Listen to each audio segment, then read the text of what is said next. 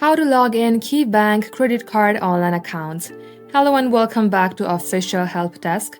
In today's video, you will learn how you can get logged into your KeyBank credit card account. So without any further ado, let us jump right into the process. Head over to any of your web browser. At the top search bar, type in KeyBank credit card login. As you do so, you will see its official website at the first search result. Click open it.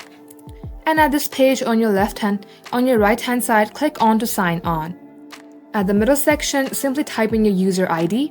Once done, type in your password, and if you would like this site to remember your user ID, then check the box that says remember me.